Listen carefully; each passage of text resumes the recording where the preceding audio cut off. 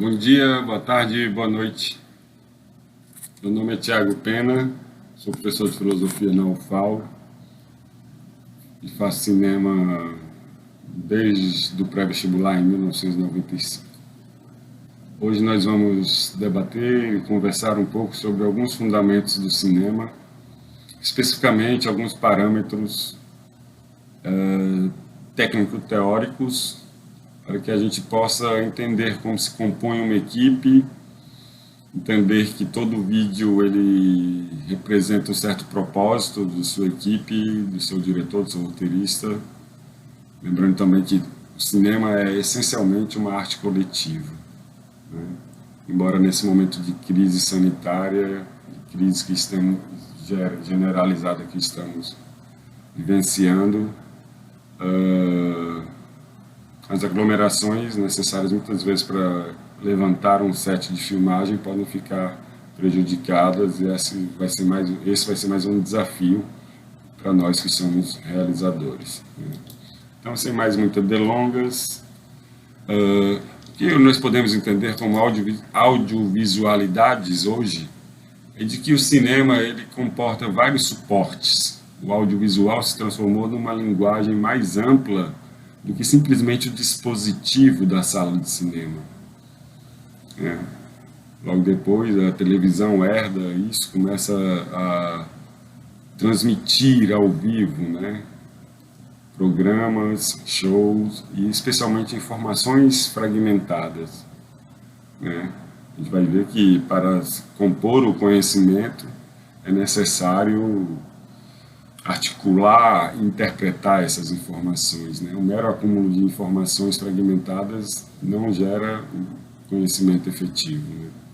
Então, o vídeo, a gente entende que é essa audiovisualidade ou essa linguagem audiovisual produzida por meios eletrônicos digitais. Hoje a gente fala de um web audiovisual, do papel e predominância da linguagem audiovisual na transmissão de informações, especialmente de conteúdos, a partir de imagens técnicas que são praticamente onipresentes na atualidade e que acabam por mediar as nossas relações intersubjetivas, interafetivas, intercognitivas e etc.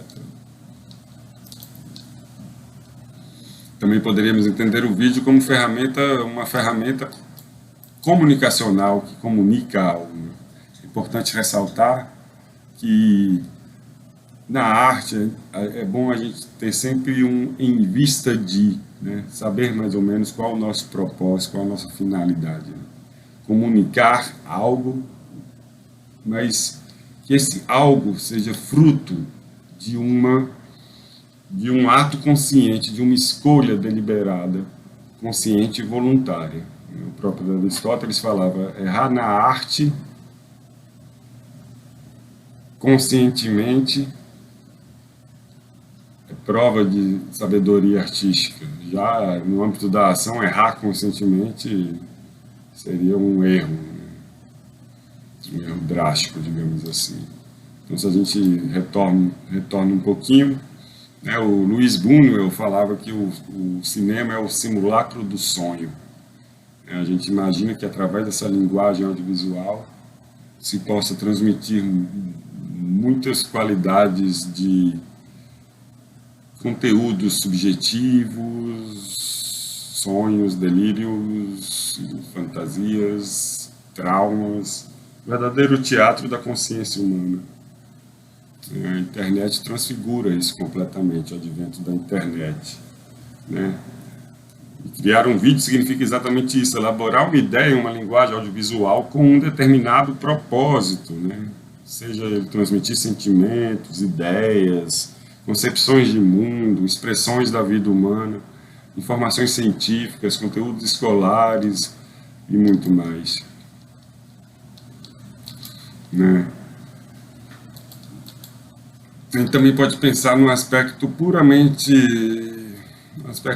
que, do ponto de vista filosófico, toda obra de arte, e a partir de agora a gente encara o cinema e o audiovisual também como uma linguagem artística, ele exerce papéis terapêuticos, pedagógicos e políticos.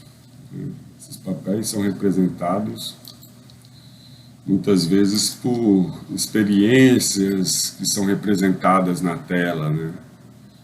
Então, a manifestação da linguagem audiovisual sempre vai possuir um papel pedagógico, um papel terapêutico, um papel político. Um papel político porque aglutina as massas, podendo conscientizá-las ou aliená-las, né? Dependendo do uso que se faça dessa linguagem, né?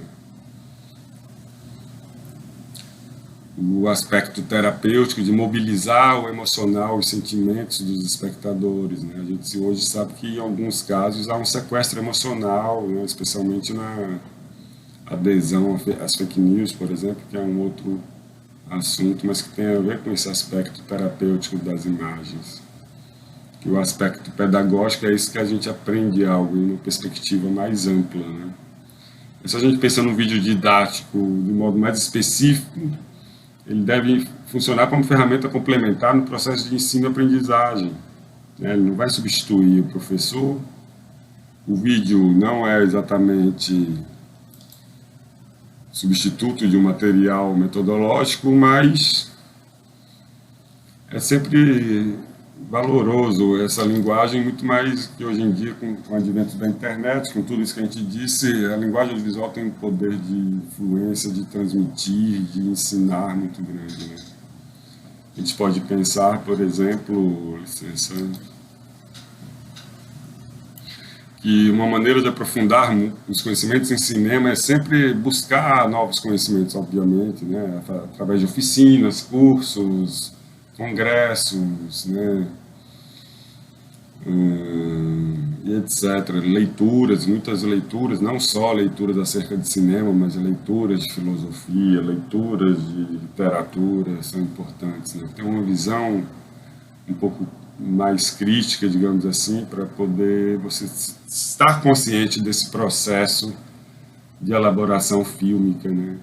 A gente acredita que com pelo menos 5 pessoas, uma equipe mínima de 5 pessoas é o suficiente, menos é mais, de realizar filmes com bastante apuro técnico e requinte estético, né? Mas a gente precisa entender como formar essa equipe de produção, né? A gente sempre fala que a feitura de um filme tem pelo menos 3 grandes etapas, 3 pontos fulcrais de processos de aberturas epistêmicas no processo criativo coletivo inerente ao cinema. A pré-produção, a produção e a pós-produção. Pré-produção, especificamente, esse ponto fulcral se concentra no roteiro, né? Mas também na pré-produção, antes das filmagens, deve-se ter o estudo da locação, dos figurinos, dos adereços, escolha, teste de atores, ensaios com os atores, pesquisa, muita pesquisa se for necessário fazer um documentário, né? Definição de diretrizes de produção, de como vai ser essa produção, a depender das necessidades de cada projeto, né? A equipe técnica necessária para se realizar cada tipo de projeto, né? Que tipo de dinâmica administrativa vamos ter durante as filmagens, durante o processo de produção, tudo isso tem que ser definido antes, tá? Já na produção, a segunda etapa, tudo que envolve o processo de filmagem. A filmagem também, obviamente, é um desses pontos fulcrais do processo criativo coletivo inerente ao cinema. Então, a produção executiva é responsável por sustentar o set, de levantar o set e sustentar para que possa essas filmagens ocorrerem no melhor modo possível. As pessoas precisam beber água, as pessoas precisam se alimentar, as pessoas precisam ir ao banheiro, né? As pessoas têm que serem transportadas, né? Elas não podem estar entre um trampo e outro, mas esse é o trampo que ela tem que assumir, se responsabilizar. Um aspecto que pouco se fala da produção é justamente a chamada desprodução, que é desmontar o set, desreunir a equipe, né? Pagar os fornecedores, a equipe, o elenco, desmontar o set de maneira geral. Pós-produção, terceira etapa, digamos assim, envolve esse mais um ponto, esse terceiro ponto fulcral, essa inflexão do processo criativo do cinema, na montagem ou na edição de imagens, né? A montagem diz mais respeito à concepção como um todo desse processo de finalização, enquanto a edição diz respeito mais aos cortes efetivos entre os jogos de imagens que você procura estabelecer. Também na pós-produção se faz a finalização, como coloração, correção de cor, né? Poderia corrigir uma corzinha aqui, outra ali. Obviamente que essa correção é feita a posteriori, é feita no computador, né? E, obviamente, a distribuição também poderia ser considerada como fazendo parte dessa pós-produção. A divulgação, a exibição, hospedagem na internet, né, inscrição em mostras e festivais. Lembrando que a maioria das mostras são não competitivas, enquanto os festivais são competitivos, né? Muitos são patrocinados e oferecem premiações em dinheiro, muitas vezes. É um circuito alternativo bem interessante especialmente para os diretores de curta-metragem, que geralmente são as pessoas que têm que começar de algum ponto. A gente geralmente começa pelo ponto do curta-metragem mesmo, né? Outra coisa que a gente gostaria de ressaltar é as etapas e a estrutura do roteiro cinematográfico, né? A primeira coisa é a ideia. Eu tive uma ideia. Qual? Uma ideia em cinema. Se é uma ideia em cinema, é uma ideia audiovisual, é uma ideia em imagens sonoras em movimento. Então, a partir dessa ideia, você vai estabelecer a temática do filme, a chamada premissa. Qual a premissa do seu filme, né? Aí, o desafio é escrever apenas uma linha, né? Qual a relevância, qual a pertinência do seu filme, né? Qual a premissa do seu filme, apenas uma linha, timeline. Após isso, você pode refletir um pouco, descansar, você vai tentar fazer uma sinopse do filme, vai descrever no máximo um parágrafo, descrevendo a narrativa do seu filme, descrevendo a pesquisa e os objetos de estudo do seu filme, descrevendo as polissemias semânticas que você pode, a ambivalência semântica que você pode inaugurar com novos elementos audiovisuais, etc. O argumento é todo o roteiro, exceto os diálogos, digamos assim, todas as biografias, as pesquisas, se o seu trabalho for em um documentário, né?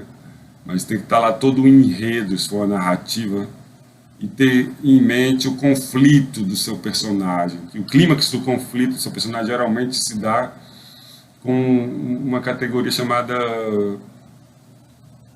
peripécia ou reviravolta, né? O conflito se identifica muito com essa categoria, que é justamente a ideia de que o inesperado pode ocorrer e levar a nossa expectativa para uma outra direção. O roteiro literário é o roteiro que é tudo aquilo que é visto e ouvido no seu filme tem que estar ali, inclusive os diálogos. Para isso tem uma formatação X que diz que uma página de roteiro deveria equivaler a 1 minuto de tela. E ainda tem a possibilidade de fazer um roteiro técnico, uma decupagem ou uma planificação, né? Você vai dizer como é que a câmera vai capturar tudo aquilo, né? Eu queria ressaltar que o conflito deve é ótimo, mas ele predomina, né, na maioria dos filmes, né, especialmente os narrativos dramáticos realistas, né, eles predominam o conflito dramático, o conflito entre personagens, entre o protagonista, aquele que deseja algo, e os antagonistas, aqueles personagens que tentam impedir esse desejo, né? Mas é o conflito que vai dar essa dinâmica nas narrativas, ou as dinâmicas em um jogo de perspectivas subjetivas acerca de um certo assunto, certos atores sociais, no caso de um documentário, um conflito entre categorias já postas em novas categorias no cinema experimental. Mas, de modo geral, se diz que o conflito tem essa função de enganchar as cenas, ato a ato, cena a cena, ação a ação. né? Ainda pensando um pouco o conflito, é a partir desse conflito que se estabelece essa polissemia, essa ambivalência de significados que a linguagem audiovisual, a linguagem artística de maneira geral, predomina com sua força expressiva, com sua força inerentemente, né, da natureza artística, né, sua força polissêmica. A gente hoje estuda cinema em várias disciplinas, então os estudos interdisciplinares, né, a gente acaba descobrindo que os conflitos, eles não são apenas dramáticos, não são apenas entre pessoas com vontades distintas, mas também podem existir conflitos pedagógicos em sala de aula, conflitos psicanalíticos, ou no ambiente do locus de fala, ou não, internos, conflitos existenciais, conflitos políticos, conflitos estéticos, etc. Tá? Mas a gente também fala de conflitos, conflito como categoria em outros, como um documentário, por exemplo. Um filme que expressa apenas uma visão é um vídeo institucional, não talvez um documentário com conflito bem estabelecido. Se bem que hoje se fala muito de filmes com antinarrativa, anticlímax, filme ensaio, filme processo, né? Se bem que em todo filme é necessário formar uma equipe ou que pelo menos uma pessoa assuma algumas funções efetivas, né? É impossível não assumir essas funções, né? Uma equipe mínima de cinema pode ser constituída por pessoas que assumem as seguintes funções. Agora, o seguinte, enfatizando as habilidades, os talentos inerentes a cada pessoa, respeitando a hierarquia de uma equipe de cinema. A gente fala de um cinema mais autoral, em que o diretor também geralmente é o roteirista e ele é o idealizador, ele é o regente da equipe, ele gere as pessoas e os recursos do filme, junto com a produção. A produção é responsável, como a gente já viu, pela execução prática e financeira dos filmes, né? Responsável por colocar os filmes em pé, de pé. Direção de fotografia, câmera, operação de câmera, composição da imagem, a marca que você quer dar, a plástica, o aspecto diegético de dentro da tela, que é o que você vai dar, né? Que tipo de aspecto. E na edição também, você vai dar essa cara final, você vai dizer qual a dinâmica, qual o ritmo, qual a métrica, se houver, qual a harmonia no ritmo do seu filme, né? E, finalmente, o elenco, no caso de filmes ficcionais, ou o entrevistador, mais os entrevistados, no caso de um documentário, por exemplo, pode-se estabelecer um diálogo entre esses dois, mas não é obrigado a colocar tudo o que ocorre. Logicamente que na edição ocorre essa questão dos cortes, né? Cortar o que é redundante, cortar o que não é necessário naquele filme.